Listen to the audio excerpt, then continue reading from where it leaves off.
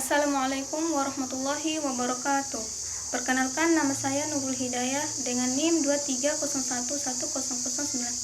Saya membuat video ini untuk memenuhi tugas mata kuliah Al-Hadis yang diampu oleh Bapak Muhammad Hatim MPD dengan tema pengkodifikasian hadis.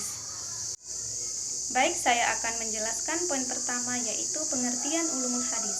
Memahami ulumul hadis ini secara bahasa berasal dari bahasa Arab yang jamaknya dari kata ilm, sehingga menjadi kata ulum.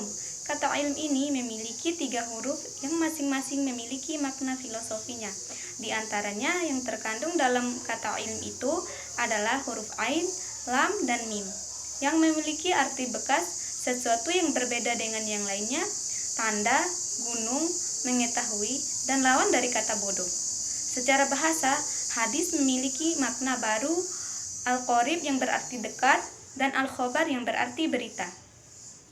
Oleh karena itu, dapat kita pahami bahwasanya makna hadis ini dalam perspektif jumhur para ulama adalah segala sesuatu yang disandarkan kepada Nabi Muhammad SAW, baik itu ucapan, perbuatan, ketetapan, dan sifat pribadinya Nabi SAW.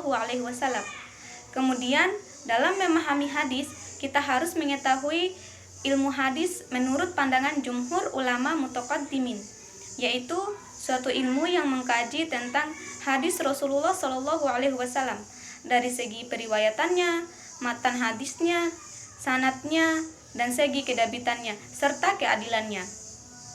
Menurut Al-Iz Al-Ad-Din Ibnu Jamaah dan dalam Gusti Thohir, beliau memaparkan makna ilmu hadis adalah ilmu-ilmu yang membahas kaidah-kaidah yang dengannya dapat diketahui keadaan sanad dan matannya. Selanjutnya kita masuk ke poin kedua, yaitu hadis pada zaman Rasulullah SAW. Hadis di zaman Rasulullah SAW disebut juga dengan al-asyar al-wahyu wa al-takwin, yakni masa turunnya wahyu dan pembentukan masyarakat Islam. Karena pada saat itu masyarakat di Jazirah Arab sangat jahiliyah yang jauh dari kata nilai-nilai kemanusiaan, karena Islam sebagai agama yang baru dikenalkan kepada masyarakat.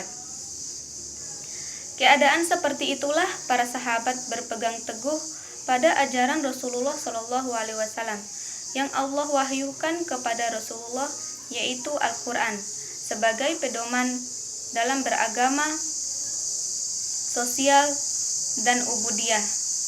Karena para sahabat melihat perbuatan, mendengar perkataan, dan mengetahui ketetapan pada diri Rasulullah SAW. Namun, Rasulullah sangat mendukung para sahabatnya untuk menghafalkan Al-Quran dan perkataan beliau atau hadis untuk disampaikan kepada umat manusia dalam rangka penyebar luasan ajaran Islam dengan cara yang ramah. Namun, Rasulullah SAW sangat mendukung para sahabatnya untuk menghafalkan Al-Quran dan perkataan beliau untuk disampaikan kepada umat manusia dalam rangka penyebar luasan ajaran Islam dengan cara yang ramah. Maka, Nabi pun memberikan dorongan, spirit, dan doa-doa dalam doa Nabi setiap harinya agar para sahabat ini bisa meneruskan perjuangan dakwah Islam. Hal itulah yang kemudian memotivasi para sahabat untuk menghafalkan hadis. Di samping para sahabat adalah orang Arab tulen yang mayoritas tidak bisa baca tulis, namun demikian mereka mempunyai kemampuan hafalan yang kuat. Karena menghafal merupakan budaya bangsa Arab yang telah diwarisinya.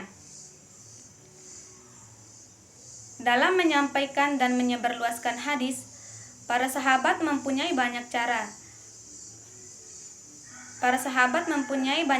Yang halus sehingga berhasil menyebarluaskan ajaran Islam. Dalam sudut pandang ulama masyhur Muhammad Mustafa Azami, ada 3 cara, yaitu yang pertama, menyampaikan hadis dengan kata-kata. Rasul banyak mengagendakan jadwal pengajaran kepada para sahabat, dan bahkan dalam rangka untuk memudahkan pemahaman dan daya ingat para sahabatnya. Nabi mengulang-mengulang perkataannya sampai 3 kali. Cara kedua, yaitu menyampaikan hadis melalui media tertulis, atau Nabi mendiktekan kepada sahabat yang pandai menulis. Hal ini menyangkut seluruh surat Nabi yang ditunjukkan kepada para raja, penguasa, gubernur-gubernur Muslim. Beberapa surat tersebut berisi tentang ketetapan hukum Islam, seperti ketentuan tentang zakat dan tata cara peribadatan. Cara ketiga, yaitu menyampaikan hadis dengan mempraktekkan langsung di hadapan para sahabat. Misalnya, ketika beliau mengajarkan berwudu, sholat, puasa, dan menunaikan ibadah haji, dan sebagainya. Selanjutnya, poin ketiga yaitu penulisan hadis pada masa Nabi dan sahabat. Dalam pembahasan terdahulu telah dikatakan bahwa pada masa jahiliyah dan masa pertama Islam, kegiatan menulis sudah ada sebagaimana kumpulan para syair yang terpanjang di Arab. Bahkan, penulisan hadis pada masa sahabat sebenarnya telah ada, walaupun tidak sebanyak pada masa tabi'in, apalagi pada masa setelahnya. Hal ini dikarenakan ada larangan penulisan selain Al-Quran, sangat mengena di benak para sahabat. Selanjutnya, hadis-hadis Nabi telah ditulis hingga menyebar luas pada diri para sahabat. Walaupun demikian, hadis-hadis tersebut masih otentik, sehingga tidak diperlukan adanya penelitian atau pemeriksaan terhadap keraguan. Maksudnya keautentikan di sini yaitu keasliannya. Sehingga cenderung tidak ada masalah terhadap agama, bahkan hadis itu sendiri. Kalaupun terdapat masalah-masalah yang bersinggung erat pada agama, maka para sahabat langsung bersegera menanyakan kepada Nabi Shallallahu Alaihi Wasallam.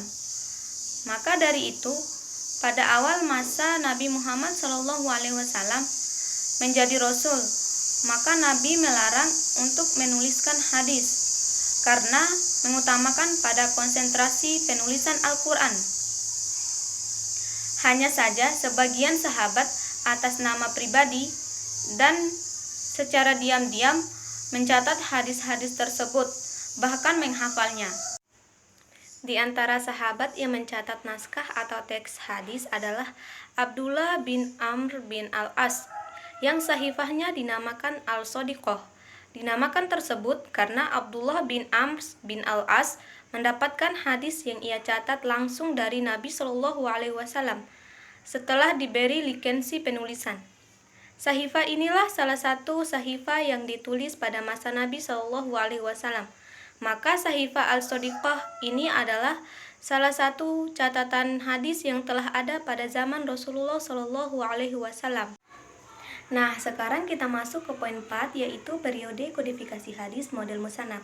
Berdasarkan tahapan-tahapan sebelumnya yang dilakukan oleh para sahabat dan para tabi'in dalam mengumpulkan hadis dan mengurutkan hadis-hadis dari kesalahan dan pemalsuan hadis.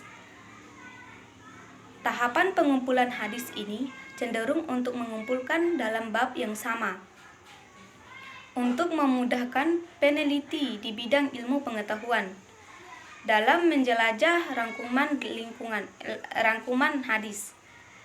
Dari zaman ini menggunakan pola musannaf, majami, dan muwafat. Penerjemah pertama pada periode ini adalah Abdul Malik bin Abdul Aziz bin Juraid, yang tercatat dalam bukunya yang berjudul Kutub Al-Sunan. Itulah poin-poin yang dapat saya sampaikan, dan adapun kesimpulannya yaitu pertama, alasan pelarangan penulisan hadis bukan karena umat Islam pada saat itu tidak memahami kegiatan menulis. Bahkan mereka sudah mengenal aksara sejak masuknya Islam, bahkan sebelum Islam. Kesimpulan kedua yaitu faktor dominan dalam pelarangan penulisan hadis adalah jaringan yang akan mencampur adukan Al-Quran dan As-Sunnah. Apalagi agar proyek penulisan Al-Quran tidak terganggu oleh penulisan Al-Hadis. Kesimpulan ketiga yaitu tidak ada kontradiksi antara hadis dengan larangan dan izin menulis hadis. Sedangkan kesimpulan keempat adalah kegiatan penulisan hadis pada masa Nabi dibuktikan dengan adanya catatan hadis pada beberapa sahabat yang disebut sifah. Namun, kegiatan tersebut bersifat pribadi dan skala kecil. Sedangkan dalam kegiatan penulisan dan pengumpulan hadis dalam skala besar, dimulai dari Khalifah Umar bin Abdul Aziz dengan manuver Ibnu Syihab Az-Zuhri memulai operasi ini. Kesimpulan kelima, pada awal dekade kedua Hijriah, setelah wafatnya Imam Az-Zuhri, aktivitas para ulama dalam mengumpulkan rumput mulai menyebar dan menghasilkan beberapa jenis metode penulisan. Itulah materi pengkodifikasian hadis dari saya. Apabila ada kata-kata yang salah, mohon dimaklumi dan dimaafkan, karena manusia tidak luput dari kehilafan dan kekeliruan. Semoga video ini bermanfaat untuk para pendengar dan khusus untuk saya pribadi. Wassalamualaikum warahmatullahi wabarakatuh.